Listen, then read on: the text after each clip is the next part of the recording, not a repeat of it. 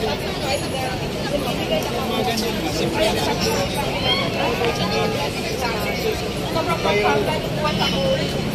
alam ko na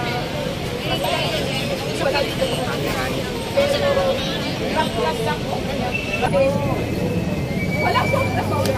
Nag-treasurer ako ng barangay. Wala pa lang sa SPA. Alam ko na nakura ko talaga. Wala kang kwento. Matuwid ka, hindi na pwede sa gobyerno. Pero ano bang gagawin natin? Ano tapos gawin? Dahil si Vicky kawawa. Hindi tayo pwede magpataya. Noon, nagkaroon ng 1986 EDSA, 16 lang ako noon. Hindi pa ako nakakasama, pero kahit kasama ako. Mabuhay ang ating kapatid na kababayan para Muslim for Solidarity.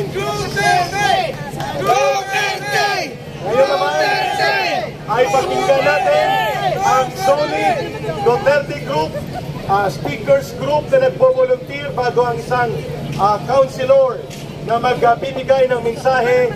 Palalapitin natin ang gustong magbigay ng mensahe at ating bibigyan ng process para po isa-isa natin ang paglalagay ng mga magsasalita. Ito po siya na lang magpakilala ng kanyang sarili at ng kanyang organisasyon. Mula po ito sa Duterte Volunteers Speakers Group.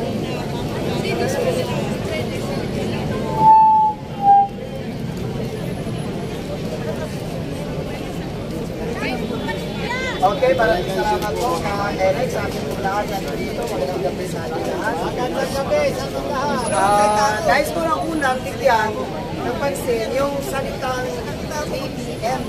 No? Kasi nahalan siya sa pwesto, ang tawag din sa BBM ay tipong Marcos. So hindi, budol-budol si Marcos. Kaya nabubudol po tayo doon. Yun nga po yung BBM, ang ibig sabihin po ng BBM ay Bagong Buhayang Maninila. Yung BBM ay Maninila sa Kapampangan na kailangan hipulin. Yun po yung BBM na binibigyan ko po ng kahulugan. Isa sa punto po, bago pa po nagsasalita, kayo nasa Luzon, galing pa po kami ng Mindanao. So para po maglabas ng ating saloobin, galing pa po ng Agusan. Actually, kami po kasi ang kumakatawan din dahil pinakilala namin yung Solid Duterte Family Worldwide. So hindi lang po nationwide, madami po mga sumusuportang mga OFW po sa Solid Duterte. Tinatanggol natin yung tamang paglilingkod ng Duterte. Yun po yung pinakauna na gusto kong bigyang gawin. Nasa pamamahala po ng Duterte, una siya nakilala sa Davao na kung saan ang Davao ay tinatawag na Franklin, no? Yung Davao na the most safest city ever to live throughout the Philippines. So dahil doon sa kanyang pamumuno, na kung saan nakikita natin na kanyang winawan nila yung mga kriminal na huwag gumawa ng anumang krimen dahil magagawa kayo ay may kalalagyan ako. So ang punto, ang resulta sa pag-abong ng mga kriminal dahil nakikita na istorbil at talagang kung ano yung sinasabi at kanya pong ginagawa. So ang resulta po ang buong Davao, lalabas ka na wala kang alinlangan, wala kang takot, safe and secure ka dahil kung meron mang nagtatakot ay yung mga kriminal na gagawa sa mga nakatira po sa Davao. At mula sa Davao, dinala po niya ito sa buong Pilipinas na hindi po nakakalimutan ito ng taong bayan kaya ito po ang legacy ng Duterte. Na kung saan hindi ka agap-agap, adap-andap na paglabas po baka magiging ng isang kriminalidad. Pero dahil nga po sa advokasya ng Duterte, nakikita po natin na ang resulta, ang may natatakot lang sa Duterte ay walang iba, kundi yun lang po ang kriminal kung gumagawa po ng hindi ayon sa batas. Ito po ano ng Duterte. Ligasiya po ng Duterte. Kabaliktaran po sa ngayon na kung saan sa kanyang panunungkulan ay walang buwang ang yoga at sabi nga niya pagkakain ulit sa sundalo o mga kriminal na gumagawa una sa yoga o kung anumang kriminalidad ay talagang may paglalagyan. Yun po ang unang nilalabanan. Kaya ulitin ko, ang resulta ay isang kapayapaan na nakikita natin yung peace and order na naranasan sa Davao at ang buong Pilipinas. Na yun po ang gusto natin maipatuloy at manatili na yun ang ating mararanasan po. Yun po yung pinakauna natin na advokasya ng Duterte administration po.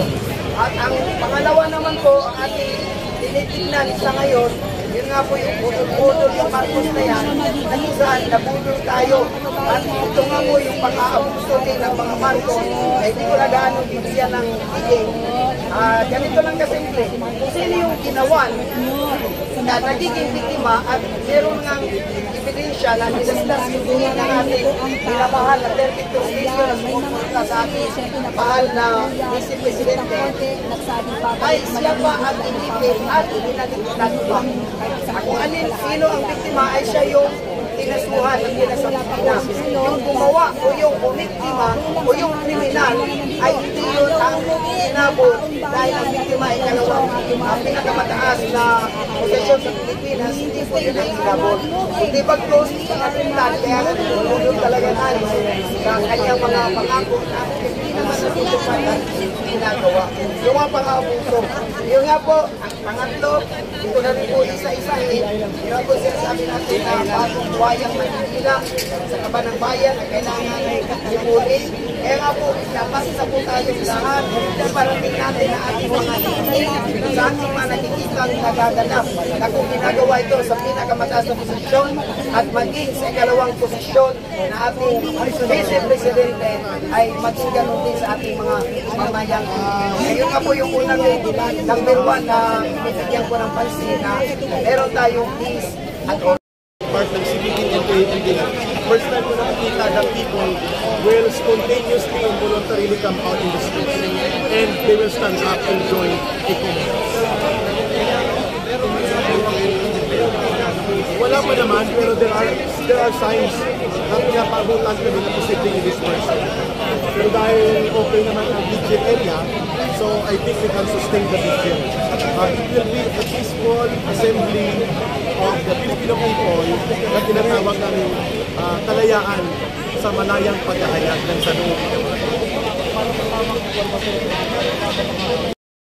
Pilipinas kong minumutya, ugat ng luha at dalita, aming atika, makita kang sakdan laya, aming atika, lumayas ka na, Marcos!